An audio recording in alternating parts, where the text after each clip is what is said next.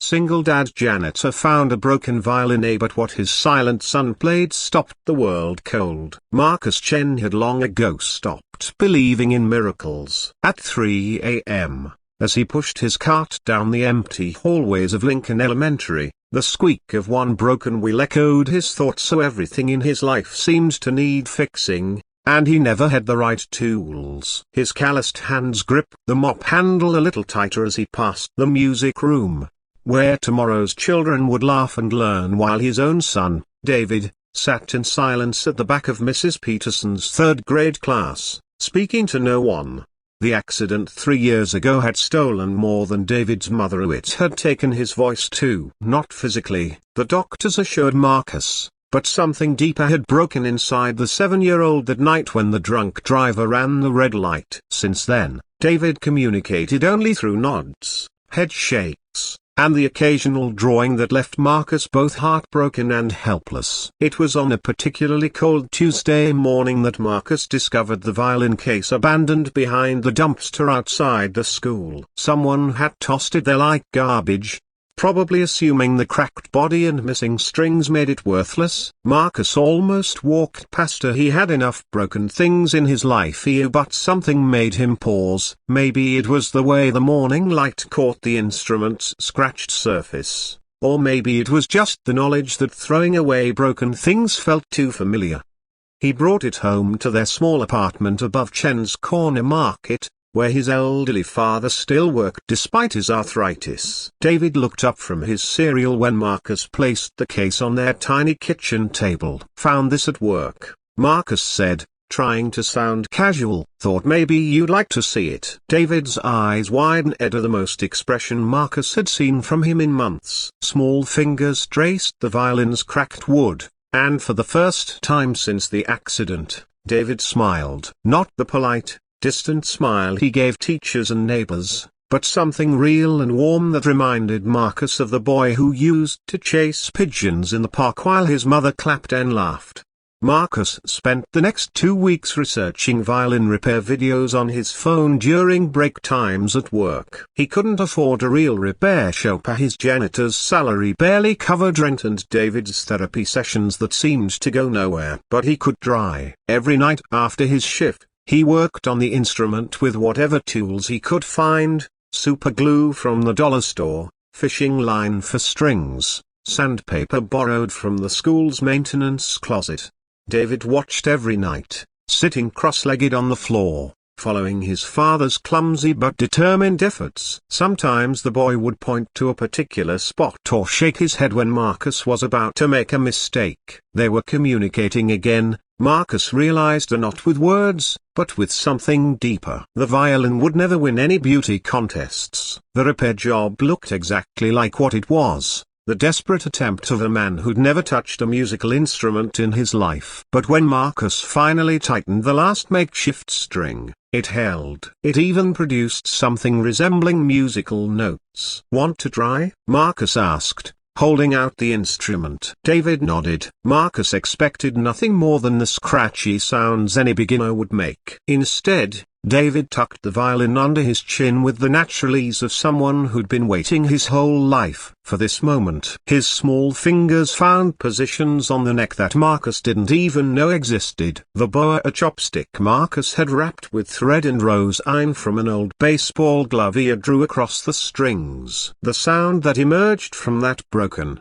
twice discarded instrument defied everything Marcus thought he knew about music, about his son, about the world itself. It wasn't just a melody, it was every lullaby his wife had ever hummed, every tear Marcus had cried alone in the school's empty hallways, every silent prayer he'd whispered for his boy to find his way back to the light. David played for 20 minutes that first night, his eyes closed, his small body swaying slightly. When he finished, Marcus realized he was crying. His father emerged from his bedroom, tears streaming down his weathered face. "Where did he learn that?" the old man whispered in Mandarin. Marcus had no answer. Over the following weeks, David played every evening. Somehow, impossibly, he seemed to know songs Marcus had never heard. A complex, haunting melodies that made their neighbors pause in the hallway outside their apartment. Mrs. Rodriguez from downstairs started leaving small gifts by their door: fresh bread, flowers, a note in Spanish that Marcus had translated, "Thank you for the music that heals hearts."